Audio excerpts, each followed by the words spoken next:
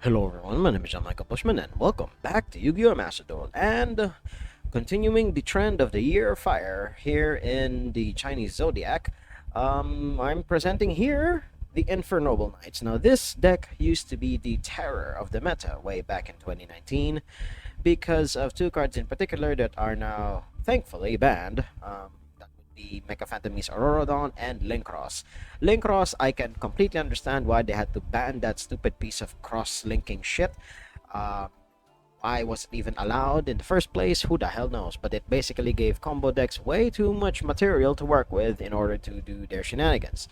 And it usually ended with, well, not the Link version of Charles, but the Synchro version of Charles, alongside a bunch of other interaction and ways to punch through said interaction. But now, here in its, well, unfortunately, extremely weakened state, well, thanks to the new support, Noble Knights, and specifically Infer Noble Knights, oh, excuse me, have been, given a new breath of life. Will it be meta? Probably not. They're simply a little too vulnerable, and let's just say they lack a little in the negation department, because in the 2 weeks that I've been playing with this deck, I mean, it's the opposite problem with the Rescue Ace deck. The Rescue Ace deck cannot deal with back row very easily, but deals with monsters extremely easily. Infernoble Knights, at least in this current iteration that you guys see here, deals with back row surprisingly well. Of all of the things that they can interact well with, it is back row. And, well, it doesn't, unfortunately, deal with monsters too well. It deals with monsters in the only way that Yu-Gi-Oh players know how, and that's by destroying them. Now, as you guys can see here on the right-hand side, the Noble Knights, basically the entire archetype of Noble Knights, consisting of both of the OG Noble Knights here, specifically with Artorigus, because this is literally a reference to Knights of the Round Table and the French variation of it. I don't remember the name exactly, but it involves Charlemagne here and his version of the Knights. So it's a completely separate thing all on its own, and there are builds that have other cards in here, like say Boars, or there are some builds that use Chevalier Bradamante here, but and then there are also some builds who swear by the Xyz Artorigus, but um, in the research that I did for this build, basically 2 weeks ago, this is the more optimal build. You see right here, it's all just one-offs, essentially, because this deck has so many ways to get its starters and extenders into and out of rotation. You guys just have to see it for yourselves to see just how bonkers this deck can tick. So, right here, right now, I will tell you guys, this is a non-linear combo deck, in the sense that you won't exactly see the lines that you need to take as you move towards the end board of having Emperor Charles the Great here, the Link 1, the new, well, relatively new Link 1, that is now the part of the end board that this deck has, and it's usually backed up by literally an entire back row that contains Angelica's Angelic Ring and preferably Oliver and Ogier equipped onto Charles so that he cannot be targeted nor can he be destroyed very easily. Unfortunately, at least with the combo lines that I do most of the time, I somehow cannot get Gear Freed onto the board so that I also have a monster negate, but I usually end up searching Gear Freed with Isolde here, at least as part of the quote-unquote normal combo lines. And then there's also the line of using instant contact to get Brave Neos, or hell, even any level 7 will honestly work, and then you combine it with Ash Blossom so you can get Baron de Fleur here. But I digress. I am those are literally all of the things that you have to have on your end board in order to survive all the way until the next turn. And of course, if all else fails, you have Plan B. But in order to get to the nitty gritty of things, I will not go over all of the lines that you could possibly take, but I will go over what each of the cards do. Now, Normally, I start with a monster since, well, that's how they're displayed here, but for this deck in particular, it's actually the spells that form the spine and the solid foundation by which this deck will thrive. And first things first, of course, generic support, reinforcement of the army, the one copy you're allowed. This is basically a blank and will literally allow you to fetch any of the level 4 warriors that you don't already have or you need in order to extend even further. Although, for this deck in particular, the only ones that you do not search under any circumstances are Aqua Dolphin and, of course, Gearfried, because you can't exactly search Gearfried here. And, of course, Turpin, you don't search him as well because you would prefer him to be in the graveyard sent by YuGiOh more than anything else. Mogis, and meanwhile, you only really use Rota in order to, in case things go extremely south and then you need to recycle some stuff. That's what Mogis is for. Or also, same with Ricciardetto, which is another newer card that basically allows you to extend past stuff like Nibiru. Because before the updates to this deck used to be very vulnerable to Nibiru, but I have fought through like 3 Nibirus in the 2 weeks that I've been playing with this deck, and this deck is absurdly fun to play with.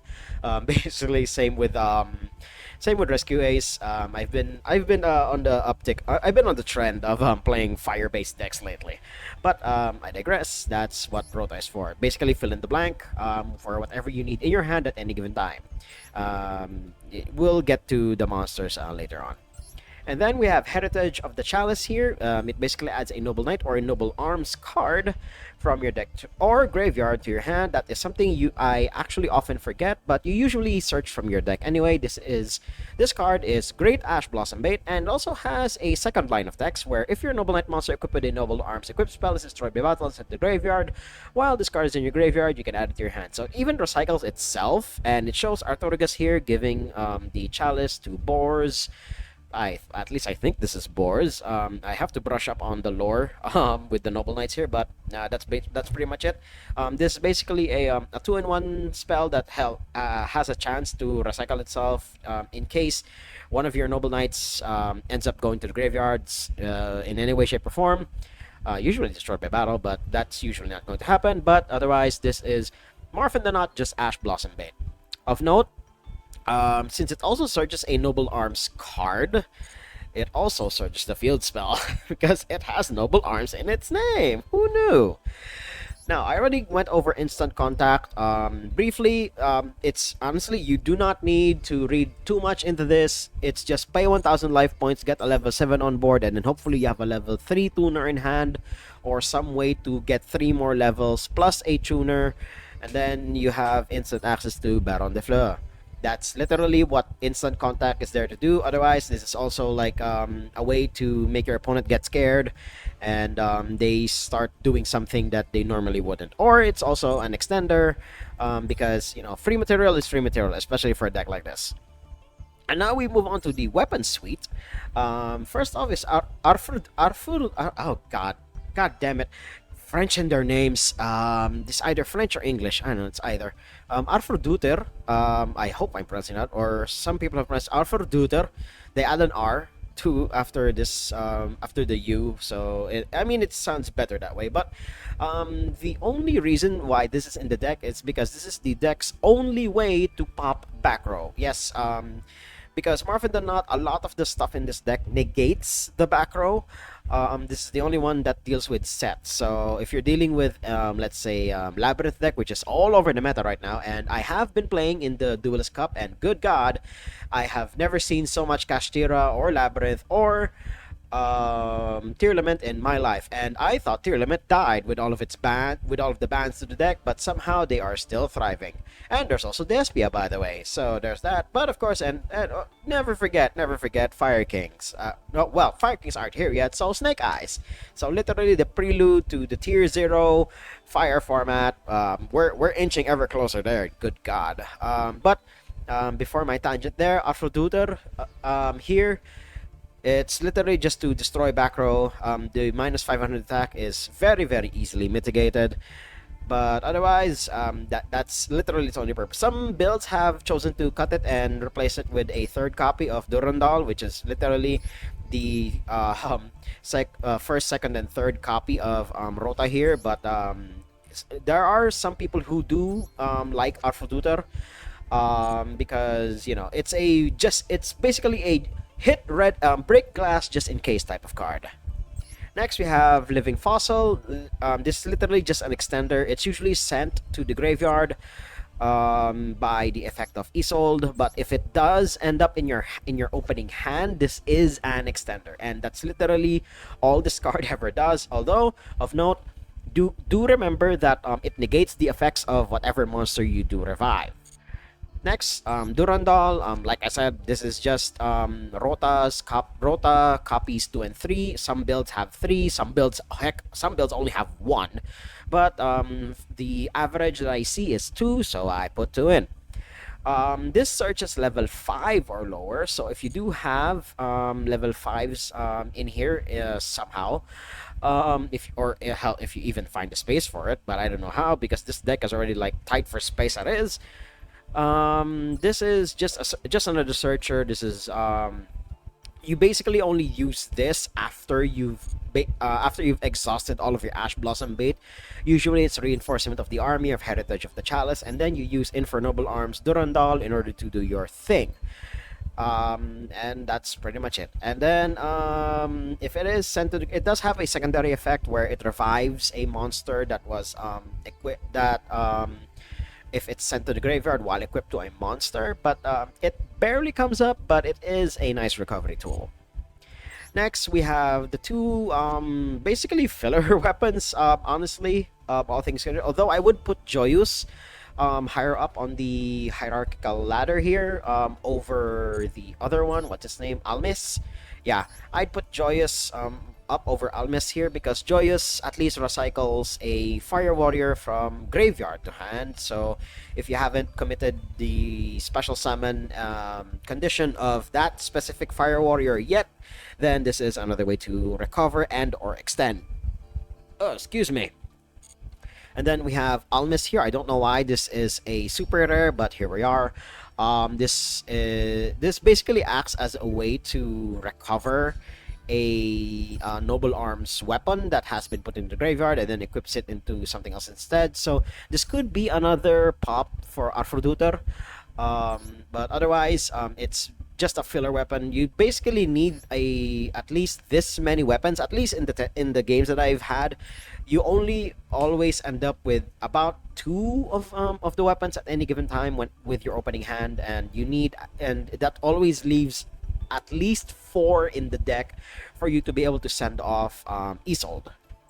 And finally, the last equipment of the deck, we have Angelica's Angelic Ring. This one's a one hell of a doozy, because you can only equip it to a monster you control that is equipped with an equip card, and that it negates the first spell card or effect that your opponent does for the turn. And then once per turn, you can destroy it, gain 500 life points, and then the equipped monster cannot target the monster that was equipped to it with card effects while it's face up in the monster zone. So Book of Moon, good Book of Moon basically Book of Eclipse basically gets rid of it, but that's usually what Angelica's Angelic Ring does. It's basically a secondary back row negate by Emperor Charles the Great. And finally, the field spell. This is other copies of Rota, if you can believe that. So, what Noble Arms Museum does is it basically just fetches Durandal. That's literally its primary purpose. Although, the second sentence can matter as a way to extend through interruption, because what the second sentence does, if the previous effect was applied this turn, so if you search a Noble Arms card, you can target a Noble Knight monster card in your spell trap zone, special summon it, and then if you activate this effect while you did not control Knight Emperor Charles, you cannot special summon monsters for the rest of this turn except warrior monsters, and the entire deck is all warrior monsters anyway, so it's a completely fine restriction. It's not going to trip you up in any way, shape, or form. And of course, the generic spells, we have 2 Called by the Grave, 1 Crossout Designator, because of course, Master Dual attacks alongside Infinite Impermanence. And now we move on to the main deck monsters, and this one is an even bigger doozy. First off, we have Renaud, the level 1, who is surprisingly not a tuner. No, people always think that Renaud is a tuner by default, but no, he becomes a tuner if and only if he is special summoned. And then he also has a special summon effect where you can target a Fire Warrior monster or one of your equipped spells. Take note, this is any equipped spell that is banished or in your graveyard, and then just add it to your hand. So he is both an extender and a recovery tool, and he is extremely reliable. Some builds even have 3 of Renaud, but for the build that I'm playing, honestly, having only 1 is more than enough. And then, of course, one of the best extenders of the bunch, we have Fireflint Lady. If you control a warrior monster, just plop her onto the field.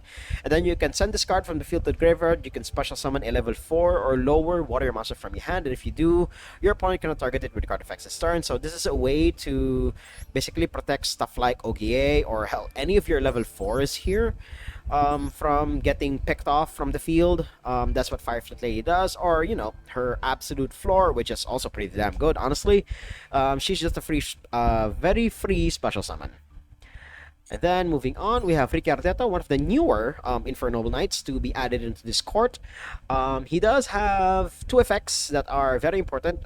First off, you can banish this card from your hand to your graveyard. You can special summon a level 4 or lower Fire Warrior monster from your hand as a tuner. So basically what Renaud does, but also applies to any of your other Fire Warrior monsters. And then if this guy is normal special summon, he is basically a monster reborn for any of your level 4 or lowers. And then, what else does he do? I think that's pretty much all he does. Unless I'm missing something. Yeah, you cannot special summon rest in this turn. Yeah, okay, he has a warrior lock, but who cares?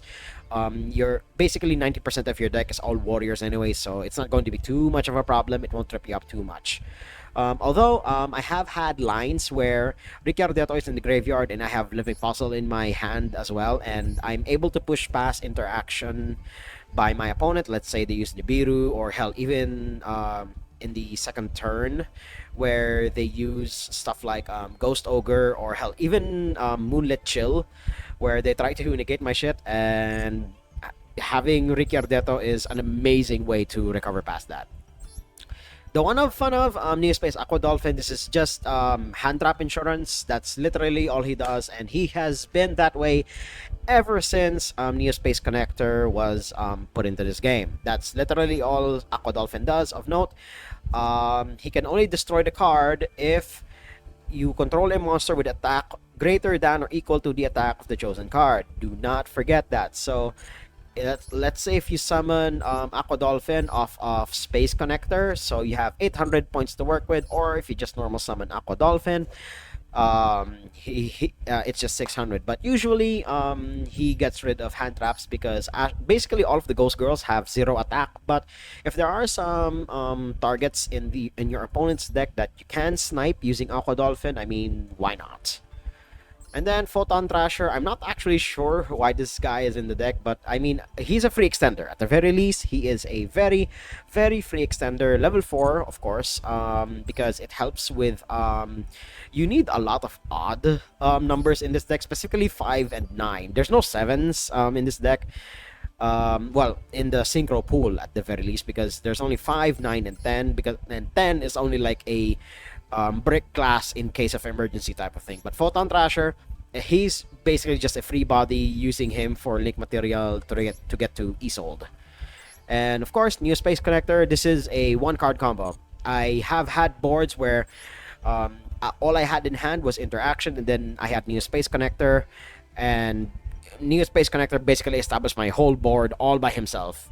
If you've played during the height of Infernoble Knight format, you know how insanely busted New Space Connector is. And now we finally get to the other Noble Knights. First off, we have YuGiOh. I believe he's one of the older ones. So YuGiOh, he is Foolish Burial for any of your Noble Knights, or you can even send a Noble Arms. and he can also equip himself to an equipped monster, and it cannot be destroyed by card effects. So that's literally all he does. And then if this card is in your graveyard, okay, yeah, he does all of that stuff. And then he's a Foolish Burial either for a Noble Arms card or a Fire Warrior except himself. And the word except OGA doesn't really matter because everyone here is a one of. All of the Noble Knights are all one ofs. And again, guys, it looks weird to have only one ofs, but believe me when I say this deck is surprisingly consistent. Up next, we have Oliver. Olivera. Oh my god. It's just Oliver. Okay, there we go. Oh, goddamn French. We have Oliver here. His equip effect is your opponent cannot target the equipped monster with card effects. And then he does have a special summon effect where you can send a Fire Warrior or equip spell from your hand or face up field to the graveyard, and then you special summon him as a level 1. He is a tuner by default, so he's just another version of Renaud. But if you do need a level 4 more than a level 1, you can just plop him down, normal summon him, and you can still be happy with him. You can be happy with him no matter what. And another spicy thing that you can do, you just need reps with this deck. If you have Neospace Connector and then you summon Oliver, that's like 4 and 4, and then you have Fireflint and you search Fireflint Lady somehow, that's already a level 9. It immediately gets you into Emperor Charles, but there are some more, well, let's just say vulnerable lines that I love to take because this is a balls to the wall combo deck, so you might as well go ham and be happy while you're doing it. Where you go into the level 5s before you go into the level 9. But otherwise, that's what Oliver does. He's both an extender or a starter, depending on the contents of your hand. Because again, this deck is a non-linear combo deck, but all roads lead to Emperor Charles. I touched over Mogis earlier in the video, so I don't really need to explain too much about him. Although if he does have an additional effect where if he is sent to the graveyard, you can shuffle into the deck 3 of your other Fire Warrior monsters and or Noble Arms card that are banished or in your graveyard to draw 1 card. And then he also has an equip effect where the monster cannot be destroyed by battle. That is usually not what he is used for. He is just a recovery tool that can be used for, again, another break glass in case of emergency type of situation. Next, we have Turpin, one of the newer Noble Knights that's added into the mix, and he is the only one who is wholly unique with his effect. Because if he has an equipped card, the equipped monster can be treated as a tuner if used as synchro material. This very rarely comes up, at least in the combo lines that I love to take. Because what I would usually use Turpin for is the second effect. If you control a monster equipped with an equipped card, you can special summon this card from your hand or graveyard, but if you summon it from the graveyard, banish it when it leaves the field. This usually does not matter because you have ways to recycle your banished monsters anyway. And then he does have the equip him to a warrior monster you control if he's in your graveyard, but everything else is just wholly unique to Turpin. He is one of the best extenders that this deck has ever gotten because he is an absolutely free-bodied, you can just throw in and out of the graveyard, and of course, as long as your opponent does not have a walking Macrocosmos named Arise-Heart. And then finally, the biggest boy in this deck, Immortal Phoenix Gearfried, the honorary Infernoble Knight. You just need to banish an equipped spell from your field or graveyard, special summon him from your hand, and then at the start of the damage step, if this card attacks, you can equip 1 monster on the field to discard, so usually your opponent, and then he gets 500 attack. And then you can set, and then as a quick effect, it's a monster negate, and you just need to send an equipped card you control to the graveyard in order to negate and destroy it. Take note, this also counts the very monster you equipped to him because of his attack trigger. And that's it for the main deck. Now we move on to the extra deck. Oh boy, this deck is going to be very, very long, boys and girls, and believe me, we're almost done. So I touched over Brave Neos momentarily when I was talking about instant contact. That's literally his only purpose. He's just a level 7 that you will use to make either Baron de Fleur or as a way to push past negation in order to create Isolde. Next, we have the lovely pair of Angelica and Captain Roland here. What I have found out over time, because I didn't realize what Angelica's purpose in the deck was at first, and then I read her second sentence. When a card or effect is activated that targets this card on the field, or when this card is targeted for attack, quick effect, you can send one Fire Warrior monster from your deck or graveyard, and if you do, banish this card until the end phase. Then you can summon one Roland monster from your deck or extra deck. Now, that second sentence seems like a mouthful, but what it actually does is you can target her with any of your equipped spells. That will trigger her effect, and that will cause you to summon Roland from your extra deck straight onto the field. So it adds to the maxi tax, yes, but it is one hell of a combo. And the 2400 booty is something that you cannot deny as well. That's a very formidable blocker. Not a lot of main deck monsters can run over that. And of course, if you do have other more copies of Roland in the deck, you can keep just summoning Roland willy-nilly. But again, deck space is tight as is, both in the main and in the extra. But these two go well together. And speaking of Roland, what does Roland do if he is synchro summoned? Which, yes, also triggers, surprisingly, off of Angelica here. Um, because wait, does it? I'm not sure. I don't remember anymore. But if you do properly synchro summon him, he is also an extender, and then at the end phase you can add a warrior from your deck to your hand. That's the end phase thing, and then during the main phase, if this card is in your graveyard, so he is a quick effect pop. If needed, because Emperor Charles, whenever something is equipped to him, he will pop a card, and then if that happens, it's who's your daddy, who's your uncle right here. Roland is really, really good if you do indeed get him into rotation. But sometimes the maxi tax is a little too taxing, so there are times where you don't want to go into the level 5s in order to make the best possible version of Charles there is. And speaking of Charles, here he is, the former boss monster of the deck until his Link version came along. You're really using him for his first effect, where if an equipped card becomes equipped to a monster on the field, this also includes your opponent. By the way, I faced off against a Mekanko player and they equipped something, and then in response to the equip, I destroyed the monster, and they rage quit right then and there. Um, and by the way, the wait, you can use its effect once per turn. God damn it! I thought this wasn't a once per turn, but here we are.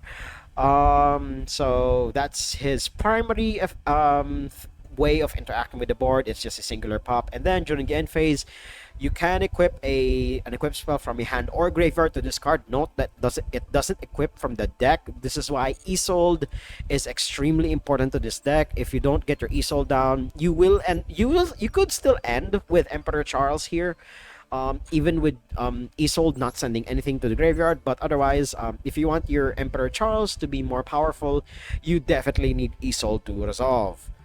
But otherwise, he has been dethroned. We're gonna skip ahead by a few monsters because these two are just like generic tech options. Baron de Fleur is Baron de Fleur, and then Baguska. I have had games where getting the 2 turns to breathe, thanks to Baguska, managed to win me the game. But otherwise, the new boss monster of this deck, Emperor Charles the Great, the Link one, where you can only summon him if you have a level 9 Emperor Charles with an equipped with an equip card, and he basically takes on Emperor Charles's effects. And then he also has an additional effect all on his own, where he negates a spell trap card or effect by sending an equipped spell from your hand or face up field to the graveyard. Usually, if you do go into the level 5 lines, you can send Roland, and then Roland at quick effect speed will equip himself again onto Charles, so that's both a negate and a pop at the same time. And then, yeah, because Emperor Charles will copy the effects of the Synchro Emperor Charles right here. So that's it for those guys. And now for the more generic stuff, we have Isolde. There's a reason these pair of girls are now banned in TCG, because this is just a ticking time bomb waiting to explode, all the way over there. And if they are link summoned, you can add a warrior from your deck to your hand. But for the rest of this turn, you cannot use it. It's basically a plan B just in case your plan A doesn't work. And then what you're really after is the second effect where you can send any number of equipped spells with different names from your deck to your graveyard. You can special summon a warrior monster from your deck whose level equals the number of cards sent to the graveyard. So be very careful with this because it doesn't say equal or lower. It has to be equal to. So, but you're usually sending 4 so that you can summon any of these 4 noble knights, and that's honestly all you really need. And then once you do that, it's just full combo right then and there. And then some of the more generic stuff, we have Hita because fire decks are all over the place. Although, one thing people tend to forget, Ash Blossom is a fire attribute monster, and you can use her to go into the link lines that this deck is surprisingly afforded. Because Promethean Princess is a broken ass card. And then we have Ferocious Flame Swordsman. Honestly, he's only really here in the deck for the 500 attack boost. Although, he does have a on-death effect where you can target a non-link warrior, a non-link warrior monster in your graveyard to special summon it. So if let's say if he was destroyed and then you have somehow sent Synchro Emperor Charles here to the graveyard, if he dies, you can summon him back. And of course, Nightmare Unicorn, because Nightmare Unicorn, Promethean Princess, I already explained what she does with my Rescue Ace deck. You guys know why she is a busted ass card. And of course, Ambler Whale, because freaking Ambler Whale. Now, the reason why I have the entire Noble Knight catalog open here, because you can take this deck a multitude of different ways. But honestly, none of them are as efficient as the Infernobles ever will be. Fire is the way to go. Earth and light is honestly a little too slow in this day and age. Although I have faced off against a bunch of other Noble Knight players, and they were using OG Noble Knights, and Artorigus is still a scary threat, especially if he goes on unimpeded. So, without further ado, let's gather at the round table and discuss some battle plans. Okay, my opponent made me go second, and we are rocking the same field. He is rocking Labyrinth Sleeves, unfortunately, which is already very, very scary for me. And let's see what you got grilling over there, man. Fire Formation Tanky, that is Ash Blossom bait if I ever saw one. Thanks to the unbanning of Mommy Trident, there is a massive, massive resurgence of Zodiac Tri-Brigadier. Or this could literally just be Luna Lights with something mixed in. That is fine. And then Luna Light Tiger will revive. Yes, yes, yes. Sure. She does her thing, and then those two will do their thing. Opponent, if you go into Force Tricks here, I will literally... Oh my fucking god. It's the level 4 spam deck from way back when. Hoorah. Very, very innovative. Okay, I'll just Ash Blossom this, and if they do manage to punch past this, then I will commend my opponent because he still has 3 cards in hand.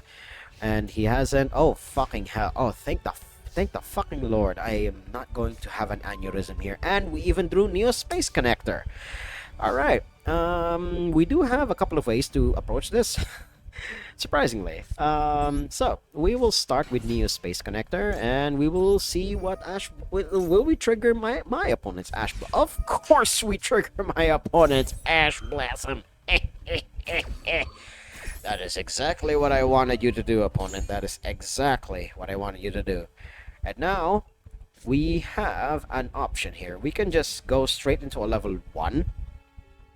And we can banish his card, special summon as a tuner. But we need a level 1 so that we can go into our level 5.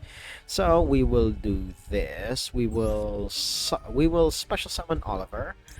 We will send Ricardetto because we don't really need him at this current moment, and then he becomes a level 1. Now that he's a level 1, let's see, what does Ricardetto do? Banish this, we don't really need that at the moment. Okay, we do that, and then summon her as a tuner, though. That is not exactly what I want. We can summon Roland. Oh wait, no, we do have a way. I hope I'm doing this right. No, I don't think I'm doing this right. I mean, all roads honestly always lead to Isolde, so I mean, might as well go into Isolde. We might as well go full hog.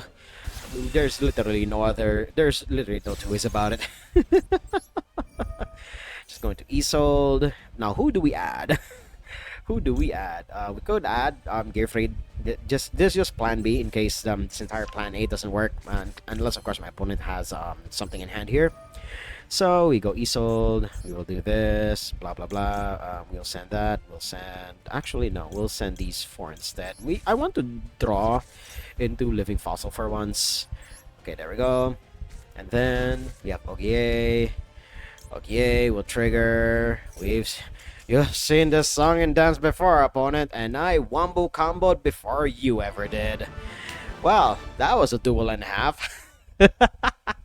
It was basically who gets to combo off first, and I managed to do so. Sad that I wasn't able to make my end board, but we take wins like that around here. Let's move on to the next duel. At least I'm going first this time, and my opponent is just rocking the basic stuff. So they're either a masochist player or they are indeed just testing out a deck, which is always a possibility. But if you're starting out with Max C opponent, then you are in for one hell of a time.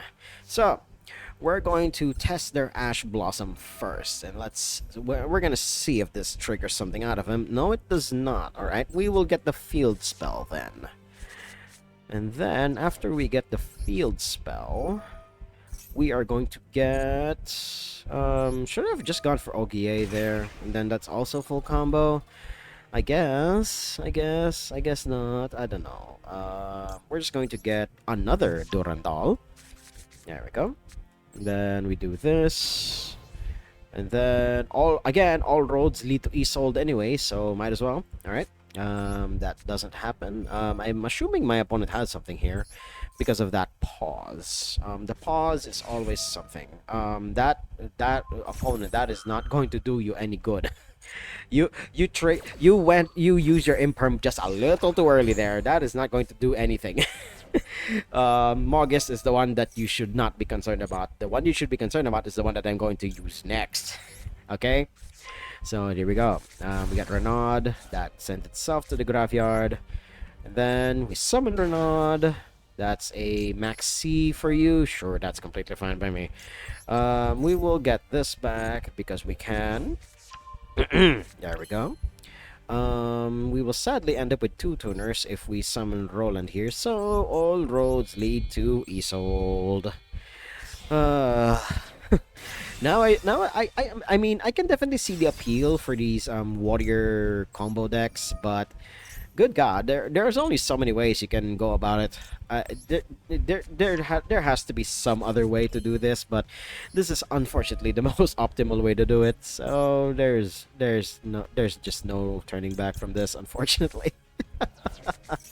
So we do that. We summon YuGiOh because YuGiOh is a thing. We could just go for the entire link line, but by summoning Space Connector, seeing if they have an Ash Blossom, but we're not going to do that.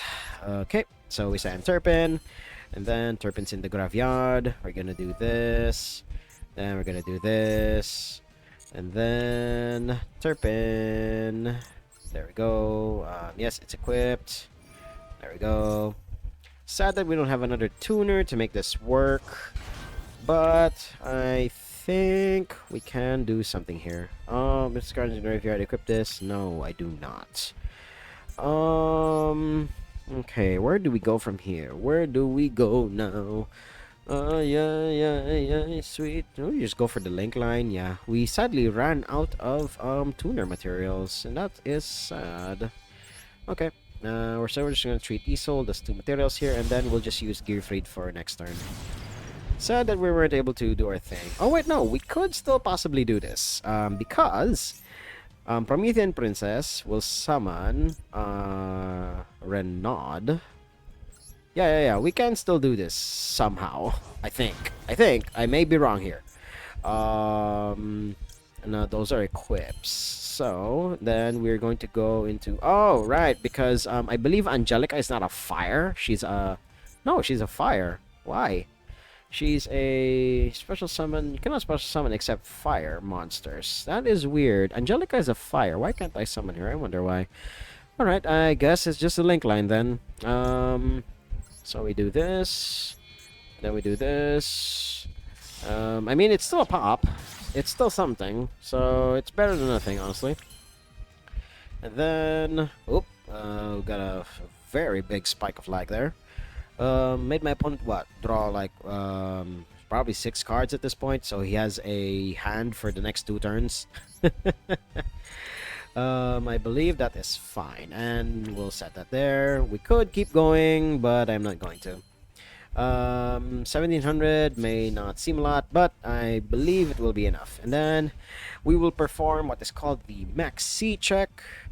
There we go. Opponent, do you have something for this? I believe you do. I made you draw an entirely new hand. All right. Now now he has to contend with the set Infinite Impermanence and 2 pops. Well, potentially 2 pops.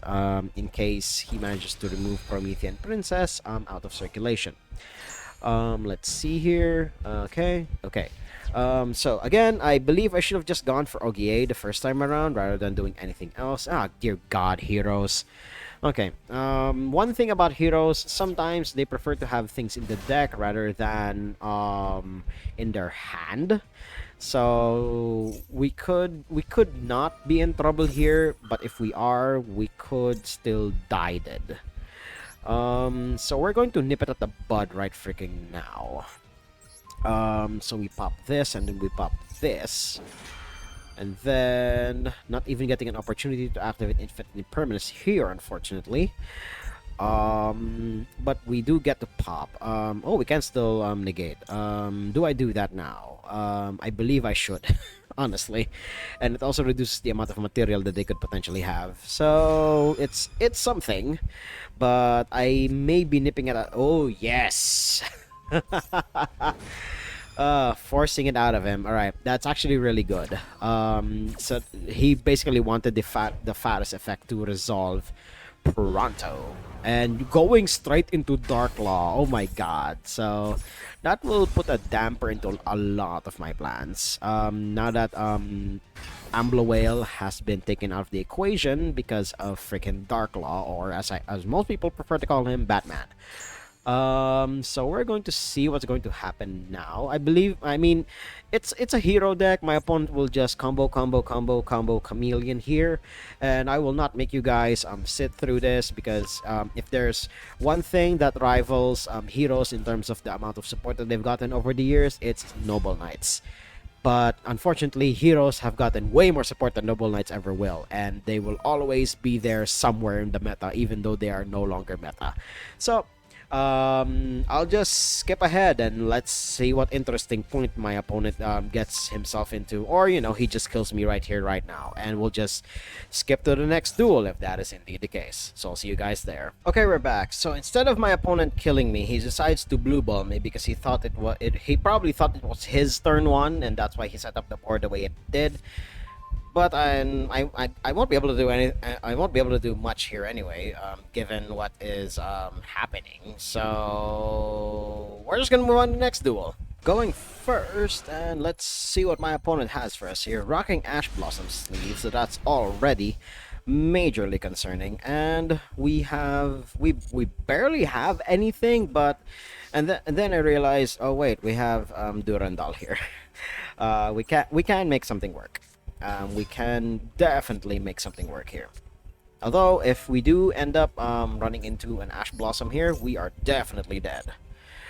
No, we're gonna see first if we really are dead. No, we are not. All right. Well, we do have a Fire Warrior monster. We're gonna go Isolde. Then we're gonna do our wombo combo. We're gonna do our wombo combo balls to the wall thing. Let's see, and I'm gonna record this. Hopefully, and catch it all. We're gonna catch it all live. So that happens. We recycle that, and then we're gonna go into Isolde. Boom, boom. Let me tell you guys, I may be running through this line so many times, but this deck is surprisingly fun to play, in spite of the lines being surprisingly common. The lines are fun at the very least. It at least makes you think, especially when you're going to go through lines that you don't normally go through, and having that happen, it makes your brain work just a little bit. Just a little bit. We could go for the link line, but we're just gonna go for OGA here. We're gonna go for OGA, and then we're gonna do his thing. So OGA, we'll send Turpin, and then we can make him a tuner. We're going to use Joyous first. We're gonna equip it to OGA. And then we're gonna use Turpin's effect to special summon himself out of the graveyard. And then we're going to use Joyous. One of the very rare times we're going to do it. We have not special summoned her yet, which is weird. Unfortunately, we already special summoned this guy. Alright, might as well. We're going to go for the link. We're gonna go for the link lines again. We're gonna go for the link lines again, really? Oh my god, this is the second time. This is the second time it's gonna happen. But at the very least, we have slightly more bodies now. I mean, we have an Ash Blossom and one other, so I guess it's something. Or we can go for an alternate one. So we're gonna do this. Okay. We're gonna do it like this, guys. We're gonna do it like this. So Promethean Princess, she does her thing. Suspicious that there are 2 level 4s in there. I wonder what that is for. You'll find out at the end of this combo chain, opponent. Then we're gonna go into Amblo Whale. Now you're thinking, oh, you should summon Ferocious Flame Swordsman with those 2 bodies that you have over there, opponent. But I have something a lot spicier. Let's see you walk past this. Once the lag disappears. This just takes a few seconds. We're just gonna wait. We're gonna wait it out. We're just gonna wait it out. Yeah, see? Gone now. Alright. Then we're gonna do this. And boom. Fight a Bagoo, opponent. Fight a Bagoo, an Ash Blossom, and a Maxi. Good luck, have fun. Oh my god. I mean, of course, if he has Lava Golem, I am definitely screwed. But otherwise, this will definitely put a damper on a lot of my opponent's plans. And then Maxi check, nope, he is letting it happen. Of course, if he has Lightning Storm or some other way to remove my creatures on board, okay, that is something. I'm perfectly fine getting rid of Amblo Whale here. If it means Baguska will survive, that is opponent. I am completely fine with your proposal here. I am more than happy to banish Amblo Whale, and if you do have a Kaiju that does cleanly get rid of Baguska, sure, go into defense. None of your main deck stuff is going to work, opponent, and I will make goddamn sure. Oh wait, no, I shouldn't have done. I should have saved it for Serra, since it's negated by Baguska anyway. Oh well, that's definitely a punt. Because it's negated by Bagoo anyway, and then I should have saved it for Serra instead. But we're going to see if that punt. I mean, I don't know. I mean, I have had punts where it definitely cost me. But if he's still going to go through with this, he has another thing coming. Okay, that happens. I mean, if there's one thing about Raptrix, a lot of their stuff doesn't necessarily need to activate on the field. A lot of it activates either in the hand or in the graveyard anyway, so we're going to see what happens from here. Although, now that I think about it, I will not be able to use Ash Blossom on Serra anyway, because it sets the card. It doesn't add it anywhere else, so there's that. So I guess we're in the clear somehow. Let's see. Discarding Bottomless Trap Hole. Haha, you're not gonna be able to use that one. It's okay, so opponent does his thing, sure. If he just ends up with having one measly card in hand, we are going to be in for one hell of a good time. But my opponent's still going. Negated, yes, because you opponent, you are forgetting Baguska. You're forgetting what the Bagoo do, okay? Even your Xyz monsters are not going to be able to do too much. Opponent, just go for your link lines. Yeah, there we go. You got Adipus, okay. So you have that going for you. Can you kill Baguska? Of course you can, because you have link monsters now. That will definitely clean up a lot of stuff here. Target the face-up card and update negate their effects. Sure. Now you're gonna be able to punch through this. Punch through this very, very tired Tapir. Let's see, and it destroys him as well. Okay, cool, cool, cool, cool, cool. That gives us lines for Plan B, which is Gearfried doing his thing. All right, he didn't even attack. He forgot that he is the second player. All right, we're going to do our searches first. So we're going to put the museum down because, like any good curator will do. And then we're going to get living fossil because in the 2 weeks that I've been playing with this deck, I actually prefer to just leave the living fossil in the deck instead, just to search it out somewhere down the line. Oh, we no longer have targets. Great. Okay, so we're gonna rota first then. Let's see what that brings out of my opponent, and let me fix my. There we go, I just fixed my seating position. Okay, what do we have here? We need to control no monsters, right? Yeah, for Photon Thrasher. Or we could go for Ricciardetto and get our lines going, but I do know he has a bunch of back row, and there's one thing that's scary about Trap Tricks. It's their goddamn back row. It's in the graveyard anyway, so I guess it's fine. Okay, we'll normal summon Ricciardetto then. But if this does trigger something out of my opponent, no, it does not. All right, we're gonna do this. Let's see what my opponent thinks about that. Do you have something for this opponent? Nothing yet. Well, not yet anyway. Who is in the deck? Who do I want to add in hand? More importantly, I guess Renaud, but we have Ricciardetto to do that anyway. Should we add? Oh, we should add Arfenduter. Now that I think about it, we should just add Arfenduter or Arfroduter. I don't know. I can never get the pronunciation of this weapon straight. French in their words, or it could be English, and I'm just spitballing here. Okay, so we're going to add Arfroduter. Let's see what my opponent thinks about that. Okay, now we're going to summon Ricciardetto. We're going to trigger his effect. Let's see what my opponent thinks about that. Oh, he just lets it. He lets it happen. Okay then.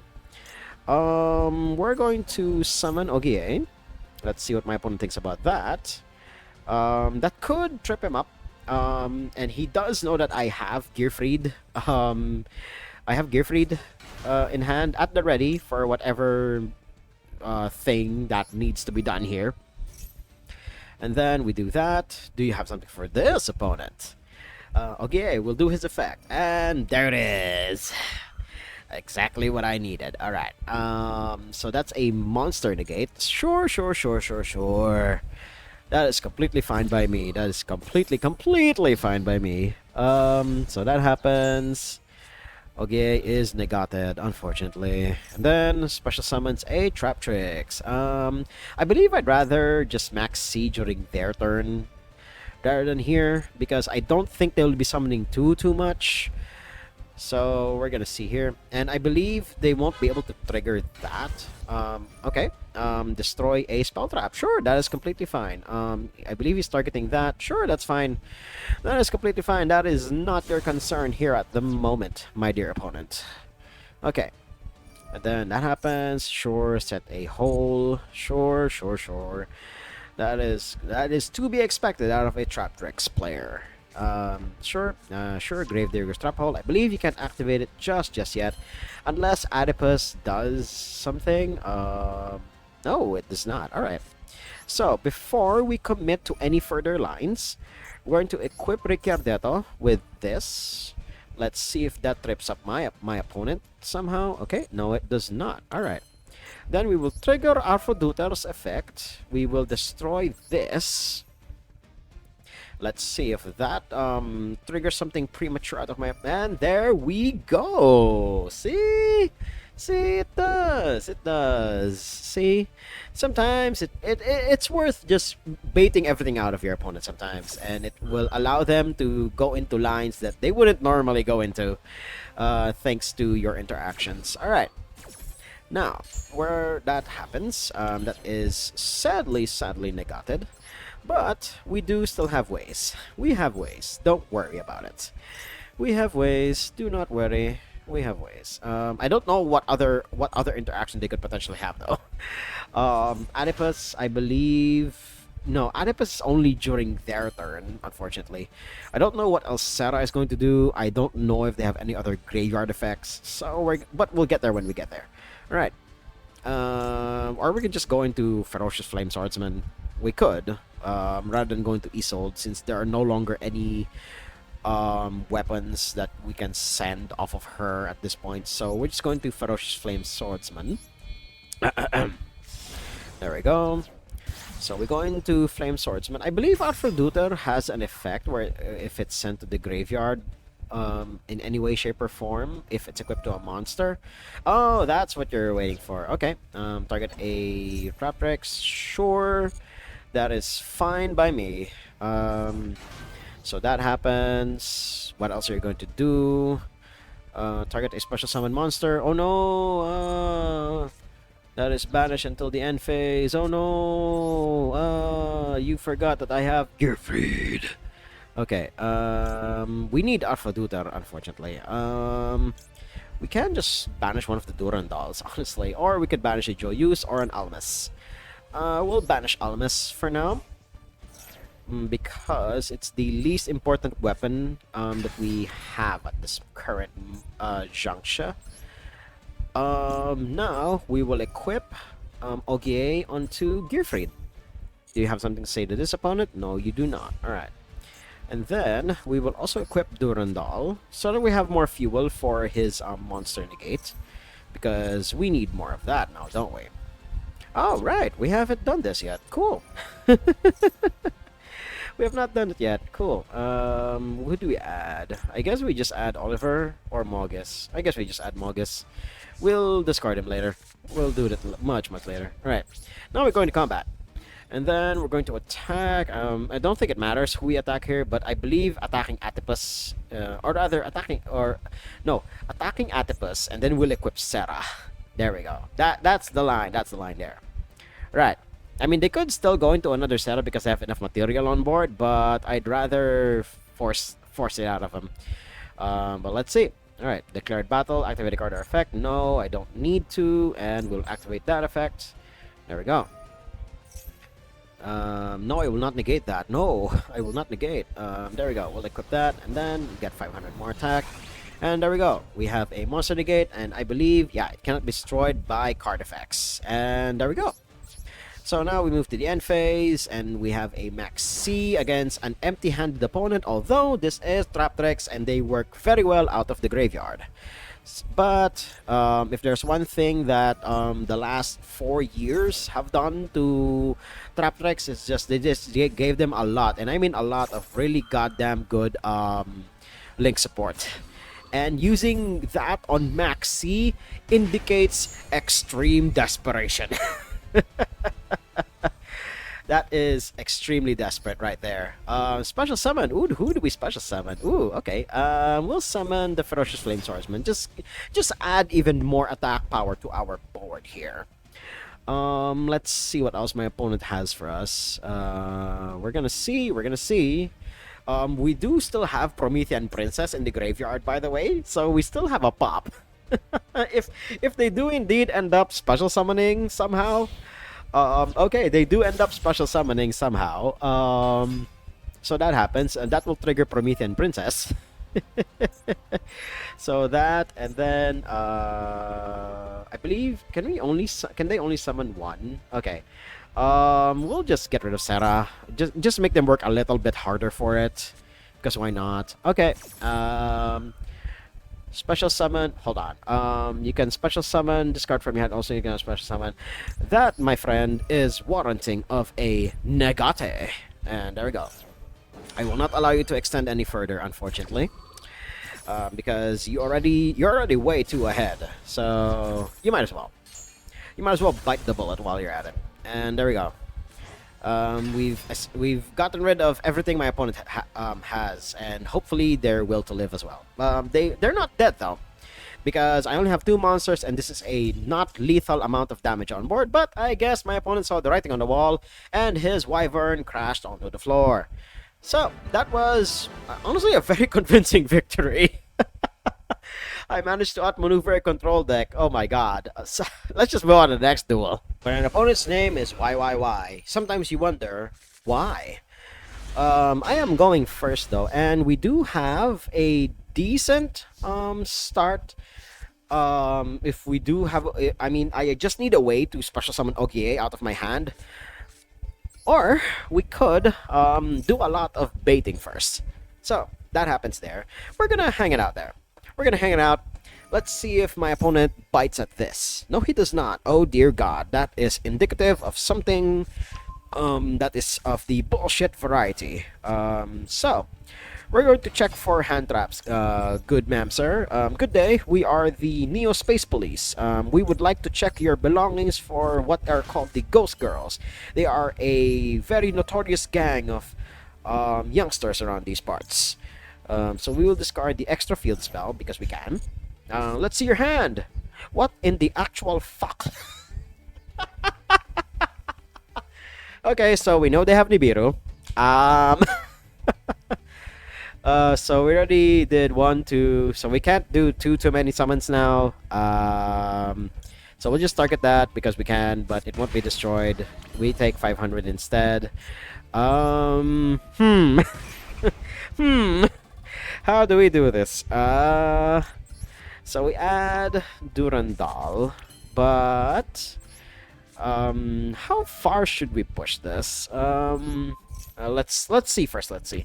We're already 2 summons in. We're only allowed 3 more summons before the Rock decides to do his thing to our world. We cannot do too much with our specials, unfortunately. We can get Renaud later. Do we just man, we could go for Renaud, then we just get Gearfried for later. Yeah, Oliver is more preferable in the deck anyway. So that's that. Now we're still going to go through the Isolde line. We know the only hand trap they have is Nibiru. So this is our 3rd summon. There we go. Now that Isolde will trigger, we will use Gearfried for next turn, and then we're going to do this. We'll send 4. We'll always send 4. No, we'll do this. There we go. We'll send 4. We'll still do this. And then we will summon Oliver, I guess. Or Mogis. I guess we'll just summon Mogis. There we go. Summon Mogis. We could summon Renaud. 3rd, 4th, and then this will exactly be 5. Unfortunately, we have to stop right there. But we do have a Maxi. I know you you are a Dynamorphia player, opponent. Nobody plays Solemn Judgment alongside Fossil Dig, and well, technically, I also saw that you have the Dynamorphia trap card, the really good one, by the way, in your hand. So we're just gonna go. You can go, opponent. I have absolutely no interaction except Maxi. So he goes for it. Theresia, of course. Yeah, set 2. I'm guessing set 3, set 4, set 4. You set 4. Oh, he doesn't set 4. Although he does summon Theresia, sure. I believe my opponent doesn't special summon until it comes back around to my turn. So I think I should have activated Maxi on my turn instead, rather than their turn, because they don't really summon on their turn anyway. So, okay, Infinite Impermanence could have been good last turn. They do have something. Send any number of equipped spells. We can send 1 more. We do have 1 more target in the deck, all things considered. Sure, why not? It summons a level 1 onto the field, so, and we do need a level 1. We'll just send the other Durandal, because why not? Do you have something for this opponent? I'm assuming you do. And then he will summon Rexstorm somehow. Ooh, using Solemn Strike on it. Sure. That is a primo piece of removal that I will no longer concern myself with. That is completely fine by me, opponent. Okay, sure. Now we go for YuGiOh. And he uses Solemn Johnson on that. Okay. We're getting somewhere, opponent. We are getting somewhere. Although, granted, I believe he's just doing all of this so that he can get his life total to be as low as possible, so that his fusion monsters are going to be able to do their thing much more efficiently. But we're going to get Arthroduter. I prefer to pronounce it that way. Arthroduter. I know this is one of the fusions, and okay, so now we have two unknowns. We don't know which one of I know one of these is the trap that I saw with Aqua Dolphin. So we're going to see using Arthroduter which one they have now. But we're going to wait out. We're gonna wait until this lag dissipates first, and let's see. I'm assuming he just goes for Ketragina. Yeah, okay. No, I will always miss the N in Ketragina. It's always Ketragina to me. Okay, guys. So we're gonna do this first because we can. We're going to equip to Mogis. Let's see if my opponent has something to say about that, and we will literally put Gearfried in last.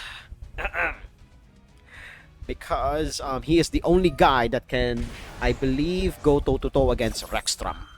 And my opponent is now down to the very, very rare 813 life points. Because it's always half. It's always diminishing returns. Oh my god. So he just fused. I'm assuming just Rexstorm. Okay, yeah, just Rexstorm. Okay, sure. That is not a problem to me. He loses 500, and eeny, meeny, miny, mo, catch a tiger by the toe. If you ever let me go, eeny, meeny, miny, mo. We're gonna pop that one. I hope it's the right one, because if he activates here, then that means it's the wrong one. Oh, yes! Oh, it's the right one. It forced him out of it. Yes! Oh, I love it when a plan comes together like this. Alright, but now we have to get past the Rexstorm. Okay. Your opponent cannot activate the effects. Oh, okay. Arthroduter will do his thing, sure. We will equip it onto Renaud. And then Mogis will also do his thing. Alright. It's always good to return YuGiOh into the deck, and we will return to do Durandals as well. There we go. We will return those 3 cards. And I'm just realizing now that they return as cost. It returns as cost, so you don't exactly have a chance to interact. Oh my god. So there's that. Okay, Theresia doing her thing. That is completely fine. Cannot activate if they have attack power greater than or equal to your life points. That is fine. Cannot attack. Sure. Yeah. Okay. Yeah. I really should have activated Max C on my turn rather than their turn, because they are also a control deck. I've been facing off against nothing but control. I faced off against 2 control decks in a row. What the hell? After facing off against 1 Wombo combo, Balls of the Wall combo deck and Hero, and then I face off against like Trap Tricks and Dynamorphia. Really? What the hell is this matchmaking in Master Duel? Like, oh my god. Okay. So that is summoned onto the field. I'm assuming he has an on-summon effect. Lag once again, but that'll go away in a few seconds. So let's see here. Theresia will do her thing. Mogis will draw me 1 card. Arthroduter will put it itself here. Wait, is this once per turn? I'm just realizing. Is it once per turn? If it isn't, then it's also completely fine. Inflict 500 damage, that is fine. Get 500 attack, that is also fine. I can activate another Max C. I could, but I'm not going to. I don't want to draw too many cards. And besides, it's only a once per turn because Konami had the fucking decency to put a once per turn on Max C. Okay. I believe he cannot activate that this turn, and then Diplos will do his thing. Okay, just burning me for 500 damage. And oh my god, this is not once per turn. Oh my god, this is not once per turn. Oh my god, Alpha Newton might just save my ass. Come on, opponent, come on. Yes, I know, I'm as shocked as you are. I'm also finding out now that Alpha Newton is not once per turn. Oh my god. Oh my god. We could get more. We honestly could, but I'm not going to. Because we are in a very, very precarious position here. We could search for a noble arms. We could, but I'm going to summon Gearfried first. We will banish Almes because we can. Okay. What does my opponent say about that? I'm assuming he has an answer still to something. And then okay, that's 500 now. I'm assuming he's going to okay, you can pay half your life points. The attack of all monsters your opponent controls currently become equal to your life total until the end of this turn. I can't negate it, unfortunately. Oh dear. We are in a predicament. We are in a predicament here. So we can do this. We can do this. Okay, yeah. You take no magic card from your graveyard. Hold on. Let me read. Banish this card from your graveyard. You take no effect damage from your opponent's card effects this turn. That is completely fine. Because his life total is so precariously low at this point. Okay. And then we could... Okay, we're gonna search. This could be risky. Because we only have like, I think, one target left in the deck. Alright, because I cycled back the 2 Durandals. I don't think I've used their effects just yet, but I don't think I can summon any more. I can go for the level 5, and then just wombo combo from there. Although they cannot activate effects, god damn it. If they have attack less than or if they attack greater than or equal to your life points. Okay. I think we should just try. We should still just try. We're going to do this. We're going to attack. I don't think attacking Rexstrom here is the solution. But we're gonna find out. We're gonna find out soon enough. Because he negates the attack. Unless I can activate the effect. Okay, declared battle. Sure, that's fine. Yes. Attack of all monsters your opponent controls make it equal to their life points, so it becomes 102. That's fine because he cannot be destroyed by battle anyway. Because of Mogis's effect, that is fine by me. Oh wait. Yeah, until the end of the turn. All right, I am still somewhat safe. Somewhat. Okay. Unless he has a way to get rid of this, but otherwise, I have a negate. I have a negate, and I do have ways to get past all of your all of my opponent's bullshit here. My life points are also surprisingly high. But let's see what else happens here. Okay, Raider's Knight. Okay, he's going for the OTK special here. I'm assuming he's going to use Arc Rebellion just to do his thing, but in order to save this is basically a do or die situation right here. He could just, you know, negate everyone and then gains attack equal to, sure, that is fine, negate the effects of all other face-up monsters on the field. So this is definitely a do or die. Rexstorm will inflict a massive amount of damage to me, and I died to a robotic T-Rex. Yeah. Definitely. Control decks are the bane of this deck. I mean, it is a much older deck. It was basically a pick your poison on how you would die. Nothing much I could have done there. This deck thrives more on controlling the back row more than it controls monsters for some weird, insane reason. But that was a duel, and honestly, my Dynamorphia opponent deserved that one. He did his thing, I tried to do my thing, and I pushed through as best I could. And yeah, he just swings in for both of his draconic monsters, and I die. So that's that. Infernoble Knights, should you play them in the year of fire 2024? Honestly, probably not. The deck is just a little too low powered for the current meta, especially with how it looks right now. I mean, yes, Snake Eyes are all over the place, and with the Fire King support coming in somewhere down the line, you can expect more out of that deck in the future and them taking over the entire game. But for Noble Knights, I mean, it's a fun deck to bust out every once in a while because, the lines are not clear to begin with and it makes you think. But otherwise, it's honestly not worth it. And the only appealing thing about at least this specific build of Infernoble Knight, the main deck is cheap. I will tell you that right now, guys. The main deck is cheap. You can build it with just the Master Dual Tax, and then the only main deck non-Master Dual Tax here is Gearfried, and you do need him because this deck is hurting for monster negates. It has ways to negate spells and traps, but it has extreme difficulty in everything else. So I mean, it does what it needs to do. It does it very, very well, but it's a board that can be very, very easily broken. So try it at your own risk. And if you guys like what you saw, hit like, comment, subscribe, and share it among your friends. And until next time, toodles.